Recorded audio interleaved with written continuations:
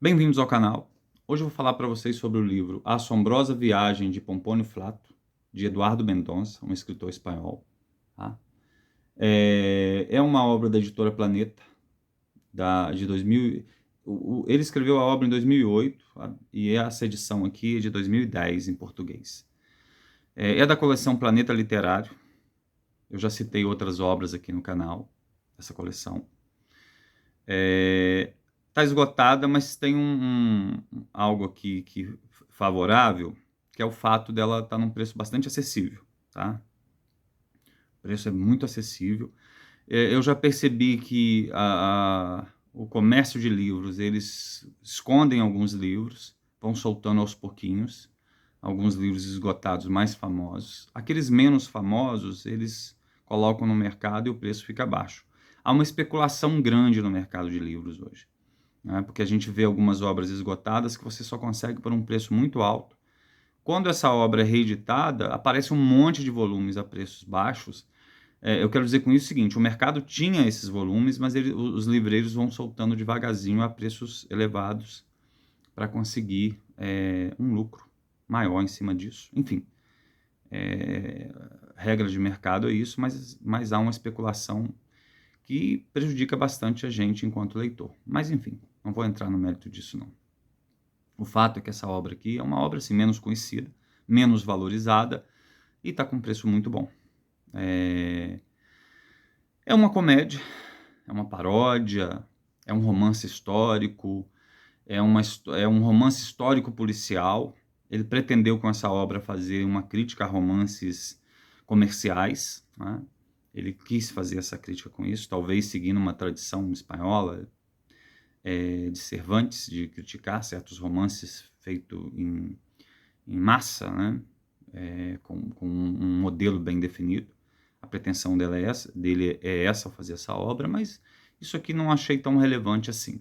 Mas achei uma obra divertida, engraçada. Tá? Ela trata do ano 1 da era cristã, da nossa era. Há um filósofo, esse Pompônio Flato, e o próprio nome dele já é uma brincadeira, já tem aqui um aspecto de comédia, porque flato tem o mesmo significado em português e espanhol, né, de flatulência. Então já é assim, meio com uma piada com o próprio nome do personagem. E ele é um filósofo caricato em busca de conhecimento. Ele está em busca de conhecimento. E nessa busca, ele cita algumas obras da época, obras que realmente existiram, tá? E o conhecimento, assim, vamos lá, o conhecimento biológico, químico, científico da época, né? Vou usar uma expressão, forçar a barra aqui, científico, estou forçando a barra, ele era muito limitado. Então, assim, misturava informações verdadeiras, conhecimento de verdade, com muita coisa fantasiosa, com muita imaginação, com muitos relatos que ninguém sabia se era verdade ou não. Isso se misturava no meio do conhecimento, muita fantasia. E ele está em busca do conhecimento, meio assim, um conhecimento por osmose.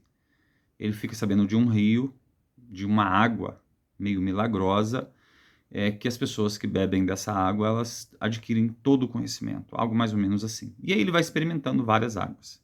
E algumas delas são bastante insalubres, e aí isso faz muito mal para a saúde dele. Ele passa muito mal, ele tem alguns problemas estomacais e tal, problemas que vão afetá-lo durante toda a história. Inclusive, vão interferir nos desdobramentos da história. Bem, e ele acaba indo para o Oriente Médio, tá? Encontra algumas pessoas nesse trajeto, algumas legiões, alguns romanos. Ele é um nobre romano, mas como ele é um filósofo aqui caricato, como eu disse para vocês, ele perdeu tudo em busca do conhecimento e da verdade, de certa forma, né?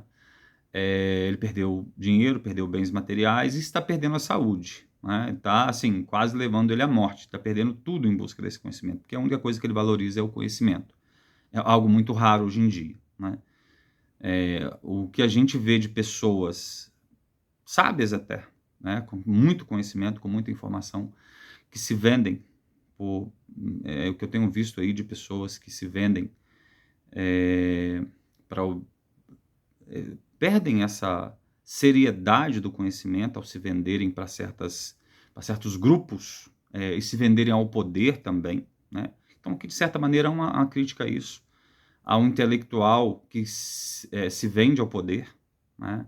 Que se entrega ao poder. É uma ironia os intelectuais que se entregam ao poder, mas uma figura muito fascinada pelo poder e muito amestrada pelo poder são os intelectuais. E aí a gente olha para a história, são raros exemplos daqueles que conseguem se manter afastado dessa órbita. Mas aí voltando ao nosso Pompônio aqui, ele está em busca de conhecimento e tal, e ele começa a relatar os costumes. Uma parte interessante que eu achei da obra é que ele relata esses costumes que ele vivencia de forma franca, honesta e assim, e hilária, tá? Certos costumes de intimidade entre os homens, enfim, ele vai relatando essas coisas aqui com muita naturalidade, né? Inclusive a maneira meio debochada e cínica com a qual ele se refere aos deuses que ele acredita, né? E que ele não acredita tanto assim, tá? Mas ele chega à cidade de Nazaré sem um centavo no bolso. E ele é um nobre romano, então assim, ele vive uma certa ambiguidade, porque ele representa o poder, a autoridade, ele vem daqueles que representam tudo isso nessa sociedade da época dominada pelos romanos. Mas, ao mesmo tempo, ele é uma figura completamente desprovida de quaisquer bens e poder. Então, assim, ele fica meio na sombra ali, meio na marginalidade nesse mundo. Vivendo entre os pobres, vivendo numa situação muito difícil. Então, assim, ele ocupa um lugar meio ambíguo nessa história. Bem, quando ele chega em Nazaré, um carpinteiro está sendo acusado de assassinato e vai ser executado na cruz. E aí, veja bem, aí ele vai aqui apresentar para a gente a família de Maria, José e Jesus. O menino Jesus contrata ele para demonstrar a inocência de José. E José é apresentado como uma figura muito íntegra. Tá? Enfim, e aí ele vai tentar esclarecer o crime que aconteceu e demonstrar que José é inocente, a pedido de Jesus e com a promessa de receber uma paga ao final desse esclarecimento. E aí acontecem várias coisas aqui, né? Vai adentrar nos costumes dessa realidade, inclusive o autor é muito bem informado sobre isso, né? Ele não é desrespeitoso com a questão da fé religiosa em momento nenhum, mas ele brinca muito com isso. Ele é meio iconoclasta aqui, tá? Ele é meio iconoclasta, tá? Mas em momento nenhum ele é desrespeitoso com a fé religiosa. Ele vai mostrando essa história, vai apresentando essas figuras.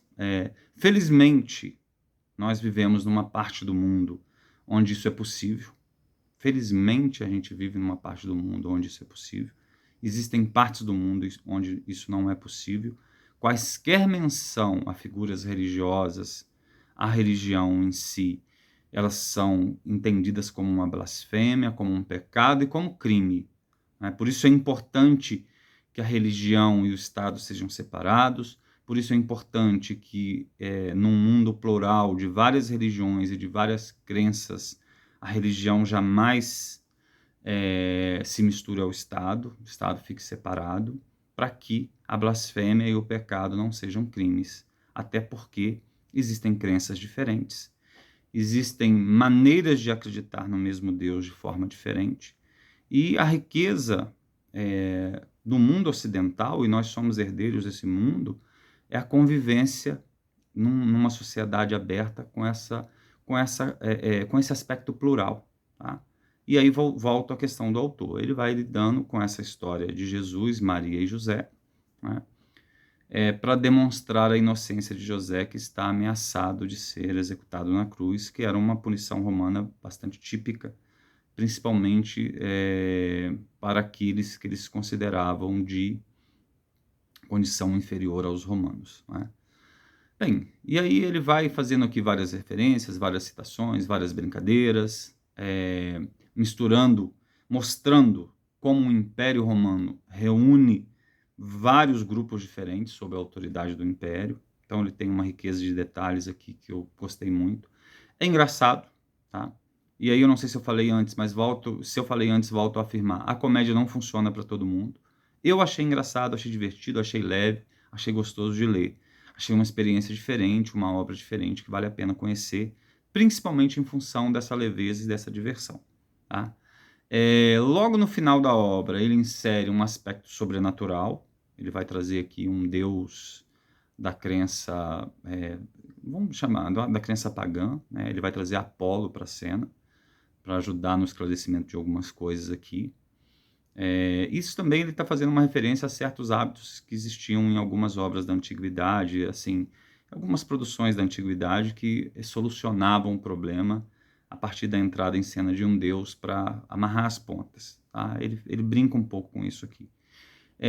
Eventos que são citados da vida da família de Jesus, ele retira de evangelhos apócrifos, que não são aceitos pelas religiões, né? Eles são desconsiderados, mas existem esses evangelhos apócrifos, inclusive da infância de Jesus e um momento um pouco anterior ao nascimento dele. Então, tudo que ele cita aqui, ele buscou alguma referência para citar. Mas ele brinca com isso, e como eu disse para vocês, em momento nenhum de maneira desrespeitosa.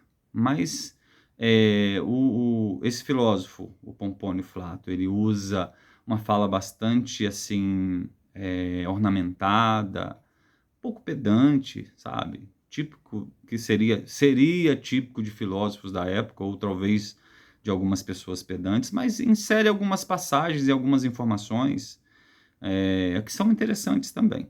Tá? Ao traçar certos diálogos, ele traz aqui para a cena passagens bíblicas que são interessantes, são muito bem colocadas. Enfim, é uma obra que eu acho que vale a pena. É uma obra simples, não é pretensiosa, é uma obra para se divertir, para relaxar um pouco.